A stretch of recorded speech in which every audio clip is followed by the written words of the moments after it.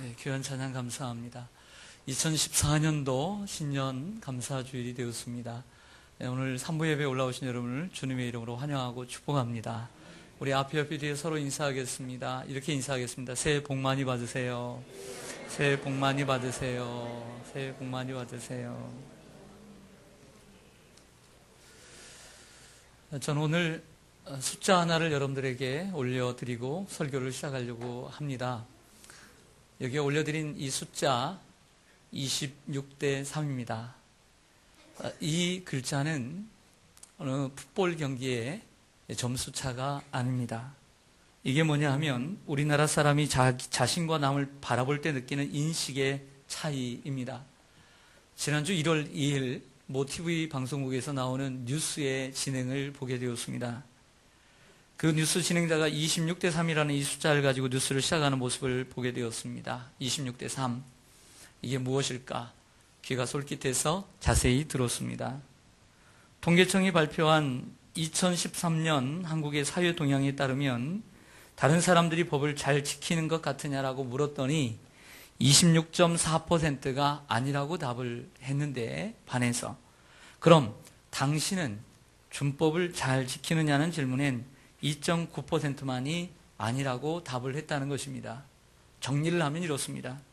한마디로 나는 준법 정신이 투철하고 법을 잘 지키는데 다른 사람들은 법을 잘 지키지 않는다는 것입니다. 또 낯선 사람을 만났을 때 이 사람을 내가 믿을 수 있는가?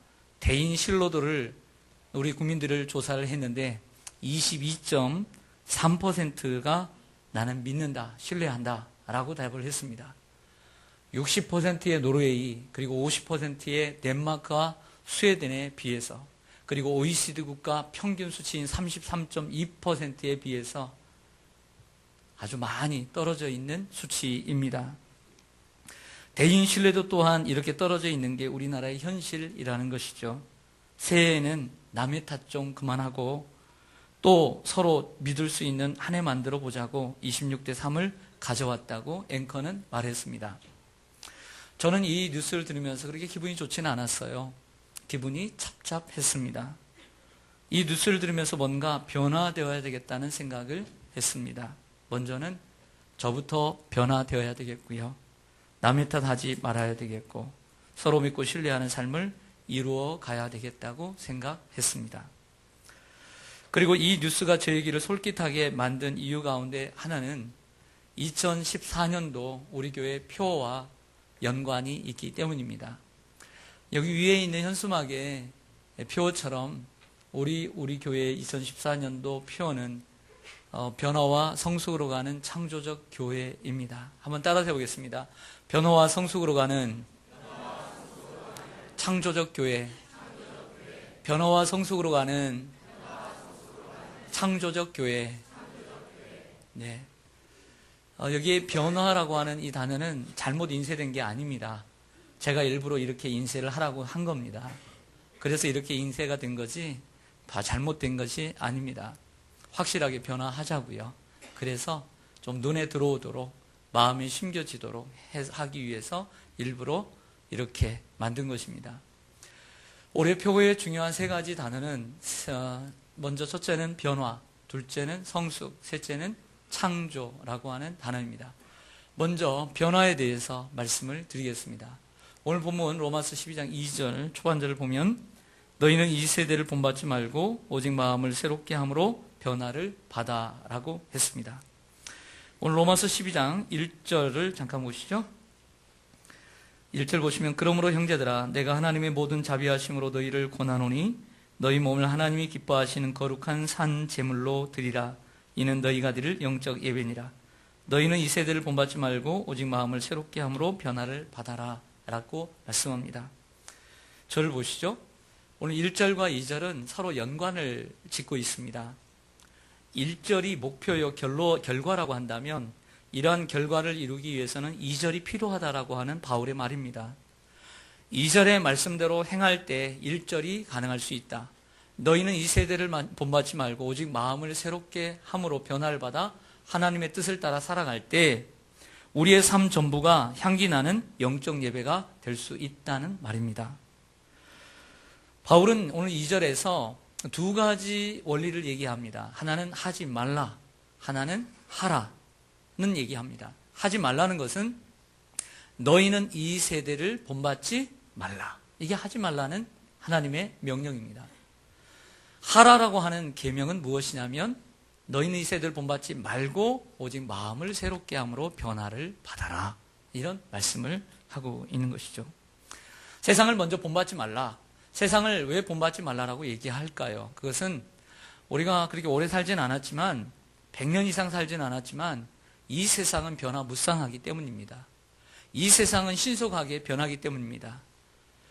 우리 사람들이 어떠한 세계관, 가치관, 인생관을 가지고 있든지 그 인생관과 세계관을 바꾸어서 이 세상은 움직여 간다는 것이죠. 그런데 사람들은 가감없이 세상을 따라갑니다. 거르지 않고 세상을 따라갑니다. 그냥 세상이 가는 대로 가야 나도 인간다운 삶을 산다라고 생각하고 사람들에게 무시당하지 않고 떳떳하게 산다고 생각하기 때문에 세상을 그냥 따라가는데 정신이 없습니다. 그래서 세상이 유행하는 거 있으면 유행 따라가지 않으면 뒤처지는 것 같아서 그 유행을 따라가려고 아무런 생각 없이 따라가는 게 우리 인간의 본능입니다. 그러나 아무런 생각 없이 세상을 따라가다 보면 우리의 마음을 지킬 수가 없고 그리고 우리 영혼을 지킬 수가 없습니다. 진리에 이르지 못합니다. 그렇기 때문에 오직 마음을 새롭게 함으로 변화를 받아야 합니다. 마음의 변화를 받는다. 마음을 새롭게 한다. 마음의 변화를 받는다는 것은 우리가 예수님을 믿고 구주로 영접하고 그리고 우리가 거듭나서 중생한다는 말이 아닙니다. 여기서 바울이 말하고 있는 너희는 마음을 새롭게 함으로 변화를 받는다라고 하는 것은 예수를 믿으면 마음이 변화되어지고 예수를 믿으면서 마음이 날마다 새로워지는 것을 얘기하는 게 아니에요. 사실 저와 여러분은 예수를 믿었습니다. 그리고 거듭난 줄로 믿습니다. 여러분들 믿으셨죠? 그리고 거듭나셨죠? 그게 몇 년이 지났든 몇십 년이 지났든 거듭났는데 그 마음 그대로 지금도 변함없이 날마다 여러분들의 마음이 새로우십니까? 묻고 싶어요. 여러분들의 마음이 날마다 새로우세요? 예수님 참 믿은 것처럼 그 마음 변치 않고 세상이 보는 것이 예수님이 보는 것처럼 아름다우세요? 그렇지 않죠? 오늘 마음을 새롭게 한다는 것은 중생받는 것을 말하는 것이 아닙니다. 거듭난다는 것을 얘기하는 것이 아닙니다. 또한 갑작스럽게 놀라운 체험을 하고 어떤 영적인 은사를 경험하는 것을 얘기하지 않습니다. 저는 22년 전에 큰 버스를 타고 가다가 교통사고를 당했습니다. 안타깝게 그 대낮에 제 옆에 앉아있는 사람이 비참한 죽음을 죽는 것을 보았습니다. 저희는 생과 사의 갈림길에서 많은 생각을 했습니다. 그리고 깨달음도 얻고 인생의 중요한 것이 무엇인가도 나름대로 깨달았습니다. 하지만 그 마음 오래가지 않더라고요. 여러분, 죽을 병에 걸려서 병원에서 수술을 받고 그리고 건강하게 회복이 되었다. 그 병실에서 병상하게 생각하기를 나는 다른 인생을 살아야지. 나는 멋진 인생을 살아야지 각오하지만 그렇지 않아요. 시간이 지나가면 다 잊어버려요. 나는 사람 미워하지 않고 살아가야지. 난 세상을 아름답게 보고 살아가야 되지. 이거 먹는 것도 감사하지. 난 평생 이렇게 살 거야. 그 마음 잠깐이에요. 시간이 지나다 보면 난 미운 마음 들고요. 그리고 불평 생기고요. 그런 게 우리 인간이에요. 기도원에 가서 10일, 20일 금식하고 큰 은혜 충만해서 얼굴이 해와같이 빛나서 모세와 같은 얼굴로 세상에 내려와요. 내려오지만 그 마음 오래 안 가요. 일주일 지나가면 땡이에요. 이게 인간이에요. 그렇다고 한다면 바울이 말하고 하는 마음을 새롭게 함으로 변화를 받으라는 것은 무엇일까요? 그것은 날마다 하나님 앞에서 말씀과 기도로 우리의 마음을 깨끗이 닦으라는 거예요. 아무리 완벽하고 아름답게 만든 작품이라 할지라도 그대로 두면 먼지가 앉고 더러워집니다. 계속 닦아주고 관리하지 않으면 못 쓰게 되는 것이 이 세상에는 많습니다. 거듭난 우리의 영혼도 마찬가지입니다. 날마다 하나님의 말씀과 기도로 닦아야 합니다. 그리고 깨끗하게 해야 합니다. 그러므로 기도의 골방이 중요한 것이죠. 그리고 날마다 하나님의 말씀을 시간을 다투어서 시간을 정해놓고 하나님의 말씀을 읽는 것이 그처럼 중요한 거예요. 왜? 하나님의 말씀과 기도로 거룩하여지고 그 말씀과 기도만이 우리의 영혼을 저 세상의 찌든 때에서 우리를 그 때를 닦아낼 수 있기 때문이에요. 할렐루야. 저는 운전을 하고 다닙니다. 여러분도 운전을 많이 하고 계시죠? 오늘도 차를 타고 오신 분도 계실 것입니다. 차를 무척 좋아하죠? 네, 요즘은 뭐 너무 소중하게 여기서 마누라보다도 더 소중하게 생각하는 분들도 있다고 합니다. 근데 이 차가 새 차가 나옵니다. 하지만 이 차라고 하는 것은 거리를 지나다 보면 때가 끼고 먼지가 껴요. 비 한 번 내리고 눈 한 번 내리면 금세 더러워집니다. 그럼 어디 가야 되죠? 세차장에 가야 합니다. 세차장에 가야 돼요. 그래야 깨끗해지죠. 마찬가지로 우리의 영혼의 세차장은 한 주간 동안 살면서 세상의 여러 가지 먼지와 죄악 가운데 우리는 오염되어서 왔어요. 영혼의 세차장인 교회에 와서 하나님 앞에 나와 이 예배를 통해 말씀의 씻음과 성령의 씻음으로 우리는 우리 영혼을 씻고 돌아가야 될 줄로 믿습니다. 할렐루야. 생각해보니 세차는 세 가지가 있어요. 첫째는 가정식 세차가 있습니다. 집에서 먼지가 꼈어요. 그럼 어떻게 해요? 살살 털고 가는 거죠. 두 번째는 기계식 세차가 있어요. 기계식 세차는 겉은 깨끗하게 해요. 근데 속은 그대로 있죠. 세 번째는 손 세차가 있어요. 손 세차는 안에까지 깨끗하게 청소하죠. 교회를 나오시는 분들도 그래요. 교회를 나오는 분들 보면 자기 스스로 대충 이렇게 털고 가시는 분이 있어요. 어떤 분은 기계 세차만 하고 가세요. 겉만 번지르하게 오늘 탐 예배 드렸다. 한 주간 편하게 오늘 가야지. 살아야지. 이런 분들이 계세요. 손 세차까지 하시는 분들 되기를 소망합니다. 손 세차하면요 깨끗하게 청소해주고 꾸역꾸역 여기저기 넣어놨던 쓰레기들 다 뽑아가지고 버려주고요 깨끗하게 해서 주더라고요. 그럼 기분 좋아요, 안 좋아요? 좋죠? 얼마나 기분이 좋은지 몰라요. 오늘 여러분들 어떤 세차하고 가실래요? 1년 52주 무슨 세차하고 가실래요? 손 세차하고 가시길 바랍니다. 할렐루야. 다음으로 성숙이라고 하는 단어를 알아보겠습니다. 따라가겠습니다. 성숙. 로마서 12장 2절 말씀 다시 한번 보시죠. 여러분들 한번 읽어주세요. 시작.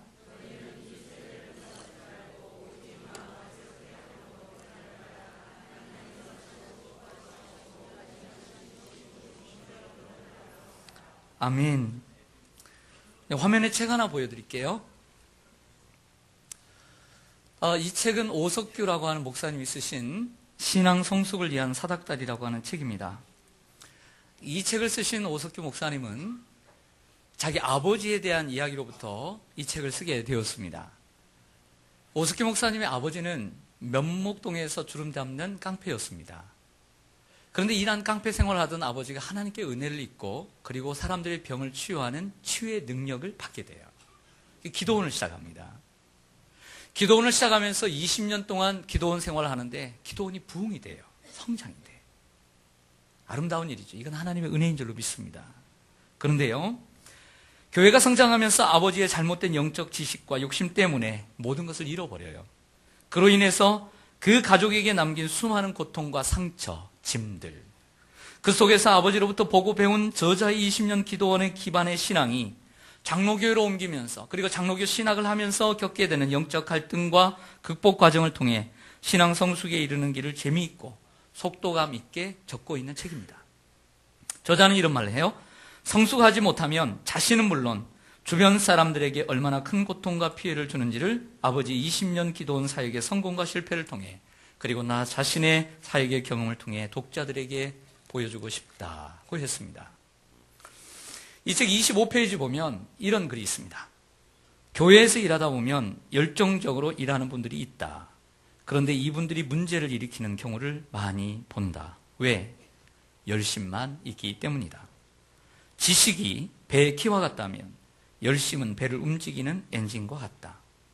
아무리 엔진이 좋아도 배의 키가 잘못된 방향에 놓여 있다면 엔진의 출력은 쓸모없게 된다. 열심 가운데 하나님에 대한 지식이 없다면 그 열심은 헛된 소동에 불과하다. 사랑하는 성도 여러분, 하나님의 뜻을 모르는 사람이 있을까요, 없을까요? 여러분들에게 물을게요. 여러분들 하나님의 뜻을 알아요, 몰라요? 알죠. 좋은 대답이에요. 하나님의 뜻을 모르는 사람 없어요. 여러분들이 어떤 말을 뱉었어요. 근데 하나님이 기뻐하시는지 안 기뻐하시는지 알아요, 몰라요? 알아요. 여러분들이 어떤 행동을, 액션을 취했어요. 이거 하나님이 기뻐하시는지 안 기뻐하시는지 알아요, 몰라요?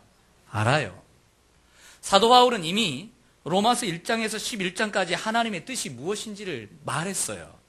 그리고 12장부터 하나님의 그 뜻대로 살아가는 길을 가르쳐주고 있는 거예요. 모르지 않아요. 우리는 하나님의 뜻이 무엇인지 다 알아요. 어떻게 사는 것이 잘 사는 것도 다 알아요. 어떻게 살아야 성공하는 것도 다 알아요. 어떻게 살아야 행복한지도 다 알아요, 몰라요? 알아요, 몰라요? 알아요. 근데 안 대로 돼야 안 돼요? 안 돼요.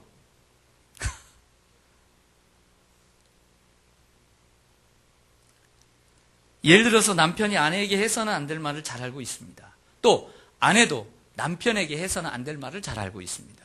부모도 자녀에게 해서는 안 될 말을 잘 알고 있습니다. 그래서 돌아서면 다시는 그런 말 하지 말아야지. 다시는 그런 말 하지 말아야지. 라고 다짐하는 거예요. 그런데 잘 됩니까? 안 됩니까?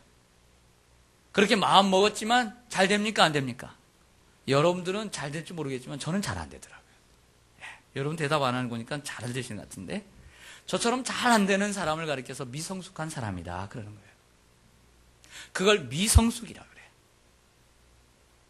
그리고 고쳐서 해야 될 말을 하고 하지 말아야 될 안 하는 것, 이것을 성숙이라고 합니다. 신학적으로는 이것을 가리켜서 성화, 거룩하게 되어감이라고 얘기합니다. 그리스도를 닮아감. 이룸의 삶을 살아가는 것이 아니라 됨의 삶을 살아가는 것, doing의 삶을 살아가는 것이 아니라 being의 삶을 살아가는 것입니다. 성공의 삶을 살아가는 것이 아니라 성숙한 삶을 살아가는 것입니다. 높은 자리에 오르고 부를 많이 축적했다고 해서 성숙한 인간이 되는 것이 아니라는 것이죠. 비록 배우지 못하고 많이 부를 축적하지 못해서도 성숙한 삶을 살 수 있다는 것입니다. 성공의 행복이 있는 것이 아니라 성숙의 행복이 있습니다. 할렐루야. 아버지가 성숙하지 못해서 그 가정이 얼마나 불행합니까? 엄마가 성숙하지 못해서 그 자녀가 얼마나 불행합니까? 성숙해야 합니다. 할렐루야. 성숙이 행복을 가져옵니다. 성숙하지 못해서 교회가 얼마나 불행합니까? 성숙해야 합니다. 그러므로 우리는 순간순간 하나님의 선하시고 기뻐하시고 온전하신 뜻이 무엇인가를 분별하고 나아가야 합니다. 이게 성숙입니다. 우리는 항상 선택의 기로에 서고 있습니다. 하나님께서 선하게 보시는 게 뭘까? 내가 어떻게 말해야 하나님이 기뻐하실까? 내가 어떻게 행동해야 하나님의 온전한 뜻을 이룰 수 있을까? 고민해야 합니다. 그리고 분별하고 행동에 옮겨야 합니다. 이것이 성숙이에요. 그렇다면 성숙하다, 하나님의 뜻은 어떻게 분별할 수 있을까요? 여러분 잘 아시는 데살로니가전서 5장 16절에서 18절 말씀 아실 거예요. 같이 한번 해보겠습니다. 항상 기뻐하라. 쉬지 말고 기도하라. 범사에 감사하라. 이것은 너희를 향하신 하나님의 뜻이니라. 오늘 보면 로마서 12장 2절에 보면 하나님의 선하시고 기뻐하시고 온전하신 무엇이? 뜻이, 그렇죠. 뜻이 무엇인가 분별하라 그랬어요. 그러면 뜻이 뭐냐? 하나님의 뜻은 항상 기뻐하고 쉬지 않고 기도하고 범사에 감사하는 것이다. 즉 이 말을 서로 적용해 보면 내가 행하는 것, 내가 말하는 것, 내가 지금 살아가는 것이 하나님의 뜻인지 아닌지를 분별할 수 있는 증거 3가지가 있다는 거예요. 그것은 마음의 기쁨이 오는 거예요. 할렐루야. 예를 들어서 여기 100만 원이 있습니다. 100만 원. 이 100만 원이 있는데 이 100만 원이 여러분들의 수중에 들어왔어요. 수중에 들어왔어요. 기분 좋아요, 안 좋아요? 좋죠. 그렇죠. 좋아요. 그런데 이 100만 원이 수중에 들어왔는데 마음이 기쁨이 없어. 기쁨이 없어. 그러면 하나님의 뜻일까요? 아닐까요? 아니에요. 반대로 내게 있는 이 100만 원이 남에게 나갔어. 어떤 헌금을 드렸든 남에게 봉사를 했든 남에게 주었든 나갔어. 근데 마음이 기뻐요. 이건 하나님의 뜻일까요? 아닐까요? 뜻이죠. 하나님의 뜻이란 이익과 손해에 있는 게 아니에요. 하나님의 뜻이란 내 마음에 기쁨이 올 때 내가 누군가에게 말을 했어요. 말을 했어. 근데 그 말을 했는데 마음에 기쁨이 없어. 하나님 뜻 아니겠죠. 하나님의 뜻은 마음의 기쁨이 오고 또한 그 일이 기도의 제목으로 이어지는 거예요. 그리고 세 번째, 감사가 나옵니다. 그게 이제 하나님의 뜻인 줄 믿습니다. 그래서 하나님의 뜻인가 아닌가를 분별할 수 있는 그 기준이 바로 여기에 있다라고 말씀드릴 수가 있어요.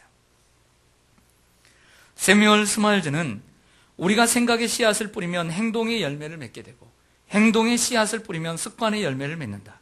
습관의 씨앗은 성품의 열매를 맺게 하고 그 성품은 우리의 운명을 결정짓는다고 했습니다. 즉 생각은 행동을 낳고 행동은 습관을 낳고 습관은 성품을 낳고 그 성품은 바로 그 사람의 인생을 만든다라고 하는 스마일즈의 이야기입니다.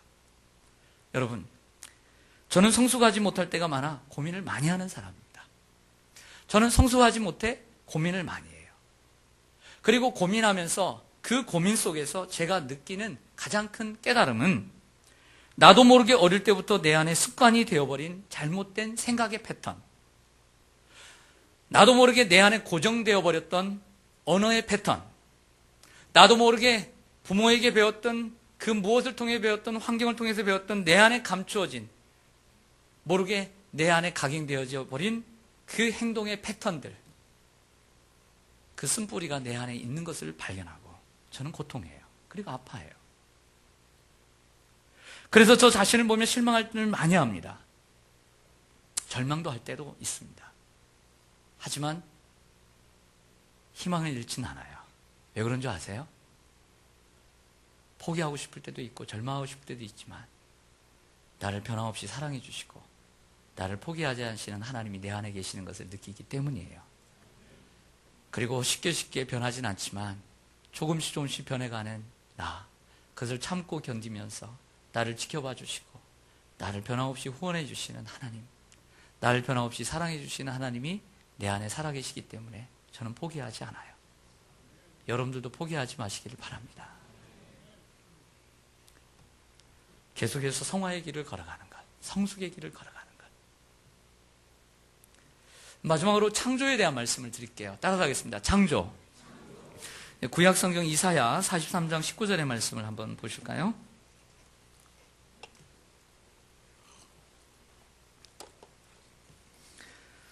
이사야 43장 19절입니다. 같이 읽습니다. 시작. 보라, 내가 새 일을 행하리니 이제 나타낼 것이라. 너희가 그것을 알지 못하겠느냐? 반드시 내가 광야의 길을 사막의 강을 내리니. 아멘. 창조하면 생각나는 곳이 있습니다. 창세기 1장 1절입니다. 태초에 하나님이 천지를 창조하시니라. 땅이 혼돈하고 공허하며 흑암이 깊음이 있고 하나님의 신은 수면에 운행하시니라.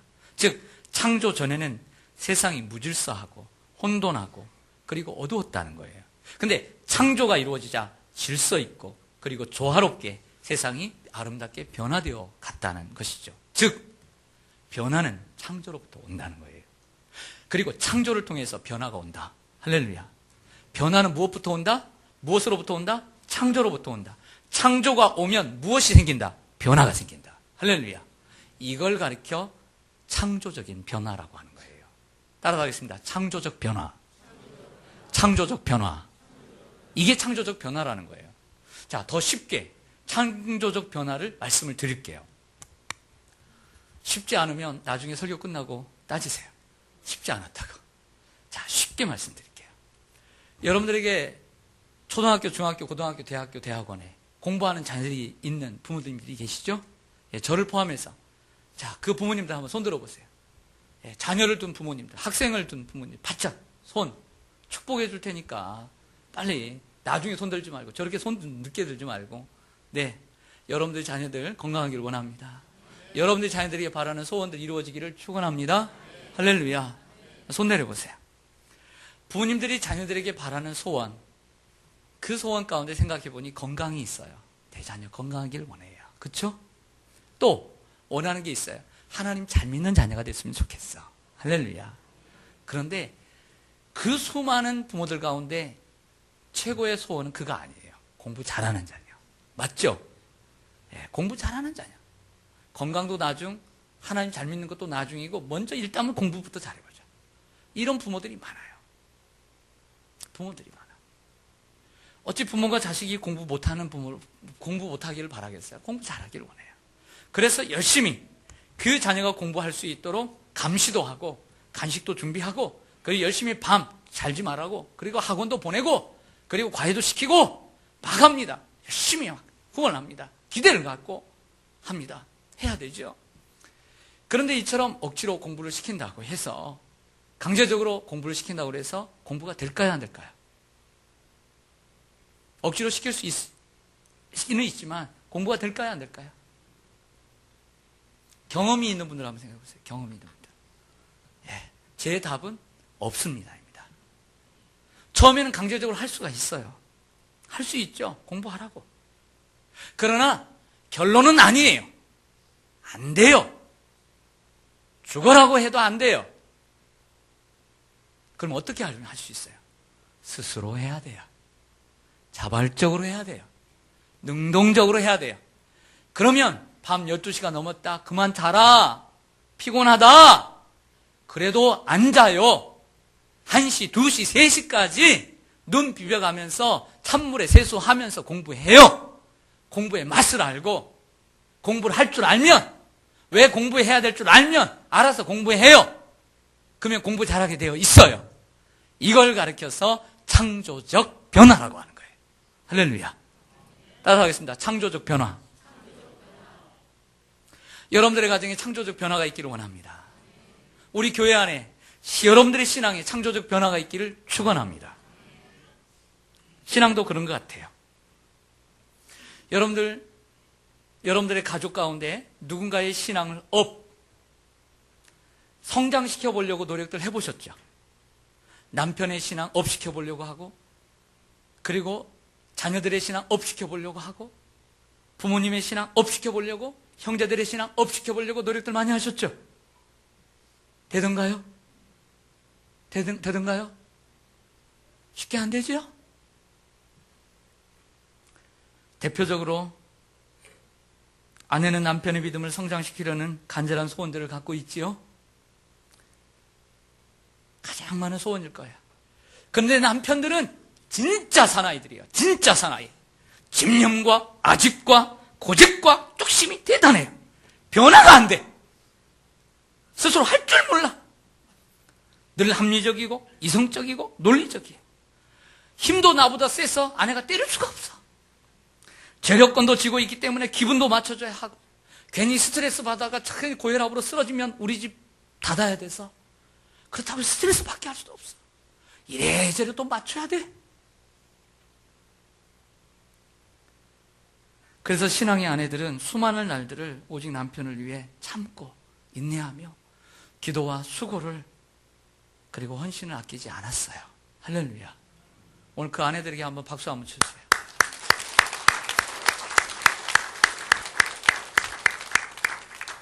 그래도 아내의 힘으로 안 돼요.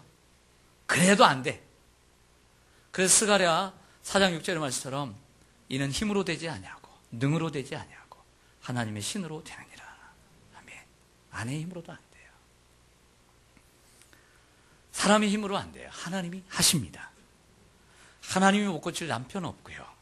하나님이 못 고칠 아내 없고, 하나님이 못 고칠 아들 없고, 하나님이 못 고칠 딸 없고, 하나님이 못 고칠 부모 없고, 하나님이 못 고칠 형제 없는 거예요. 하나님이 하시면 됩니다. 왜? 오늘 말씀이 말씀하잖아요. 보라! 이전 일은 지나갔으니 보라 새 것이 되었도다. 보라! 내가 새 일을 행하니 누가? 하나님이 나아가 하나님이 새 일을 행하리니 이제 나타낼 것이라. 너희가 그것을 알지 못하겠느냐? 반드시 광야의 길을 사막의 강을 내리라. 할렐루야. 하나님이 하신 자잖아요. 할렐루야. 사람이 하는 것이 아니라 하나님이 하신대요. 하나님이. 이게 창조적 변화예요. 저는 소망합니다. 2014년 한 해 동안 하나님께서 우리 시온산교회와 여러분에게 큰 은혜 주셔서 무엇보다도 자원하는 심령 주시기를 원합니다. 제가 여러분들을 어떻게 때려서 이끌겠어요? 제가 여러분들 모가지 잡고 목덜미 잡고 땡기겠어요? 여러분들 전화해서 내가 한다고 되겠어요? 저만 힘들죠. 그래도 힘든데 더 힘들게요? 그렇게 하면 안 되잖아요. 하나님 우리 모두에게 은혜 주셔서 기대 하나도 헌신하고 뭐 하지 않아도 헌신하고 자발적으로 헌신하고, 할렐루야, 스스로 하려고 하고, 그래야 저도 힘 안 들고 여러분들도 기쁘고, 할렐루야. 이게 창조적 교회라는 거예요. 그래서 올해 표어가 이거예요. 변화와 성숙으로 가는 창조적 교회. 할렐루야. 이러한 소망을 품고 정한 거예요. 그러니까 여러분들께서도 오늘 첫 주일부터 52주 마지막 주일까지 이러한 마음을 가지고 우리가 더디 변하더라도 하나님의 마음을 갖고 서로를 격려하고 변화하고, 좀 더 이제 신앙생활 연수가 차가면서 좀 더 뭔가 좀 달라져야죠. 말하는 것도 좀 달라지고, 행동하는 것도 좀 달라지고, 살아가는 모습도 좀 달라져야죠. 달라져야지. 성숙해가고, 할렐루야. 그래서 주님 믿을 때에 억지로 믿는 것이 아니라 자발적으로, 능동적으로 신앙생활을 해서 창조적 교회 만들어가기를 간절히 축원합니다. 우리 함께 기도하겠습니다.